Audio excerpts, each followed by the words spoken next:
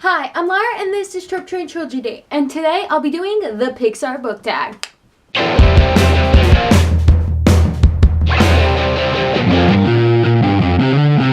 So I would like to thank JLW Reads for tagging me to do this ages ago. I'm sorry it took me so long, it's just I had been doing so many tags in a row I wanted to break it up, and also I had a massive hiatus. It was mostly the hiatus, to be honest. Even though it took me so long to do this, I will say it does mean a lot to me that she tagged me, and I really appreciate her including me. So, even though I took so long, I am grateful for it. And her channel is chock full of great bookish and writer content, so I definitely recommend you check her out. I'll also be linking the original creator, This Is Me's video of this below. Okay, so even though I did originally say I was gonna save all my tags for Fridays, the truth is that I didn't have any videos ready for Wednesday, and I wanted a quick one I could get out for you guys because a tag video that is a bit quicker and less thought out is still better than no video. And also the main reason I said I wanted to split up the tags is because I had been doing so many in a row. However, since it's been like a month since I've done one, I think it'll be okay if I did a tag. Anyway, let's get right into it. Question 1, Cars. Name a book where the characters go on a long physical journey. And for this, I picked the Ranger's Apprentice series. Now, in this series, the first book or two, there isn't as much of a journey. They do travel over the kingdom, though. However, as the series progresses, they end up going across the ocean to the Viking kingdoms. And it's really interesting how they travel through different feudalistic kingdoms and to Viking-like kingdoms, or whatever word they would use. But I find it really interesting, and even the kingdoms within themselves have different cultures, so reading about the characters traveling and meeting new people is very interesting. This fantasy series is definitely a lot closer to history, and actually throughout the series it starts with some magic and then the magic sort of fades away, and it's more of a made up but very close historical fiction type book series. So yeah, that's kind of how it is, and I find it very interesting with all the journeys and traveling throughout. Anyway, question 2, Monsters Inc. Who/what is your most lovable book creature? So for this, I picked the one I always pick, which is Riprid from the Underland Chronicles by Susan Collins. So Riprid is a giant, scarred up rat who is a rager, which means in battle he's crazy good at killing. He's got anger issues, he's got an attitude, but he also has a soft spot for very fragile kids, and he has a tragic backstory, and I just love his character. Even before I learned about his tragic backstory and his soft spot for kids, he's just so fun to read about, and I really like the big scary outside with the soft inside thing. Anyway, question 3, Finding Nemo. Who is the best book dad? So for this, I pick The Vagrant from The Vagrant by Peter Newman. Now, the Vagrant isn't the biological father, but he is the adopted father of this baby who he's carrying across this sort of fantasy, sci-fi, post-apocalyptic hellscape full of demons. So that's cool.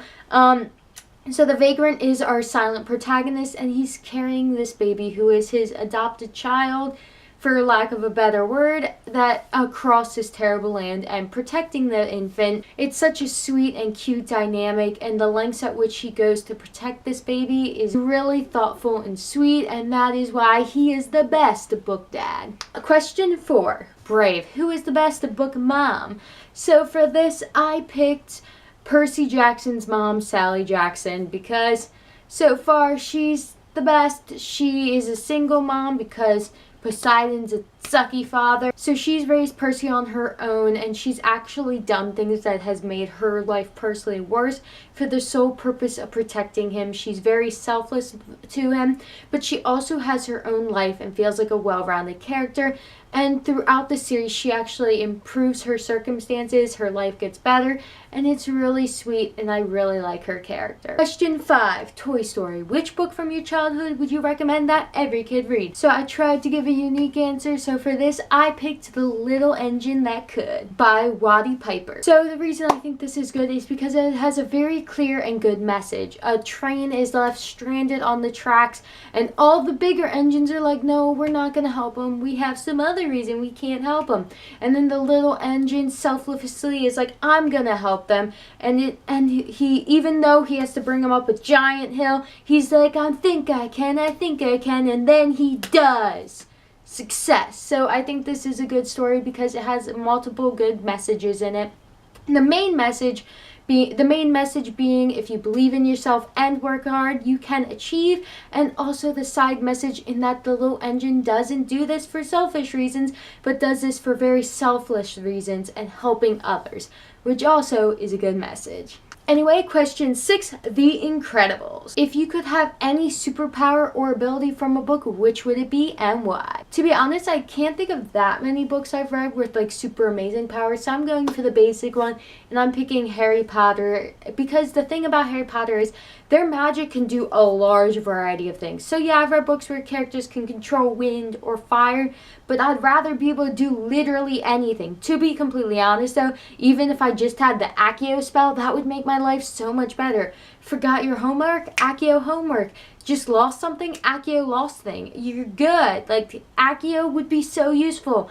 Even that one spell would be a game changer. So yeah, I'd want to be a witch like in Harry Potter. Also, I could fly a broom, which would be fun. Question 7, Ratatouille. Name a fictional food you would want to eat. So for this, I don't know that many fictional foods, but the one I can think of is green eggs and ham from Green Eggs and Ham by Dr. Seuss. It's just Sam I Am makes the green eggs and ham sound so delicious. Gotta try it. Actually, in 2nd grade for Dr. Seuss Day, my teacher did actually make us all green eggs and ham. She just made eggs and ham and then dyed it. And I had it and it was delicious, and I very much enjoyed the green eggs and ham. So I wouldn't mind having some more. Question 8, Coco. Name a book with an international setting. So first I was like, why didn't they do this one about family? I'm like, well, they already did the mom and dad question. I was like, wait, Incredibles also has family. So I'm kind of thinking about it. Pixar has a lot of family-based films. But anyway, with Coco, a book that I've read with an international setting, the most recent one I've read is the comic book V for Vendetta, which takes place in a dystopian future of the UK. And then the most recent one I've bought, which I really want to read, is Empress by SHANNON. I want to read this one. It's a historical fiction about the only Empress of China, which sounds interesting because I like history. Now, one thing that I noticed though is that there are 4 Pixar movies, excluding sequels, that were not included in the original tag. So I thought I would add them in my own questions for them because it feels incomplete if I don't. So question 9, A Bug's Life. So one thing I always have noticed about Bug's Life is most Pixar movies, or at least the older ones, didn't have traditional villains. However, Bug's Life did, and that was Hopper. But Hopper wasn't just like any Disney villain who is sitting back on the side being like, haha, I have an evil plan. No, Hopper literally beats the crap out of someone in every scene he's in. It's actually kind of ridiculous. The end of the movie, he's about to curb stomp the protagonist Flick's head on the ground. Like, what the heck? Disney, why people curb stomping in your movies?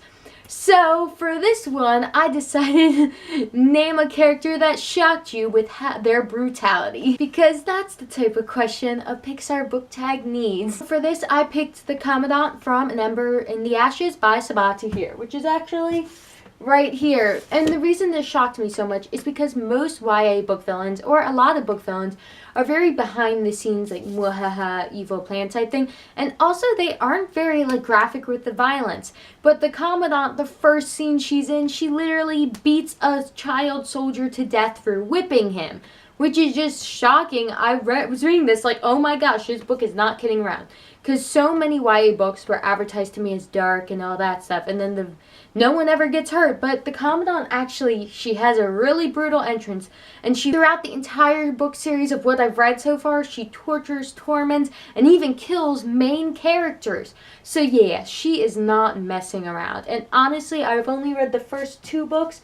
However, from the first 2 books, she has yet to fail, and she is just on top of everything and really brutal. Question 10, WALL-E. Name a book where someone is given a second chance, like how the humans in WALL-E are given a second chance to save Earth. So for this one, I picked SABAA from Dark Triumph by Robin Lefevers. The reason I picked her is because she has such a dark and tragic backstory with her abusive father and family who mentally tormented her, and also at one point she did try to escape in her past with a man that she didn't necessarily love but saw as a way to her freedom, and then it ended terribly with her ending up back captured. She sort of went insane, and then she ended up at a covenant of assassins where she got her second chance. But this is all before the beginning of Dark Triumph. At the beginning of Dark Triumph, she is trapped again with her terrible family and father, and unlike before where she was just saved from her circumstances, this time she is stuck there and she has to save herself, and she is given a second chance to confront the people of her past, learn to trust, and finally fall in love. Question 11. The Good Dinosaur. Name a book by a beloved author that let you down, just like The Good Dinosaur is the black sheep of the Pixar movies. So for this, I am going with Extras by Scott Westerfield. So the book series this is related to is he wrote the Uglies trilogy, which is about Tally Youngblood, and though the series isn't perfect, I really enjoyed them. It's dark, and the stuff with Tally's brain surgery and how she's being changed and manipulated is really cool and interesting. Whereas Extras is sort of a companion novel after the series, which is about another protagonist who I really don't care about. And it also has a really weird plot with space moon people mystery. And it like went from a dystopian government controlling everyone's mind to random space moon people. So yeah, that book was a letdown and I kind of ignore it. The only thing I like about it is it gives Tally a bit more of a happy ending. But yeah.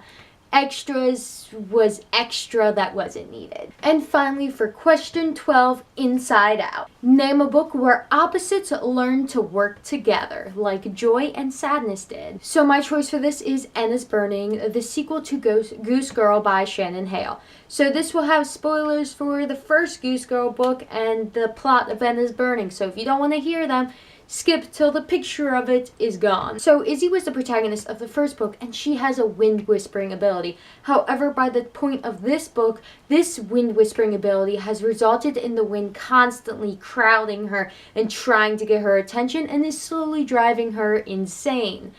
Or at least really tired. And then Anna is the protagonist of this book, who is Izzy's good friend, and she discovers that she is a fire speaker. A fire speaking ability that her brother had, which caused him to go on a murderous rampage until he burned from the inside out. So not good.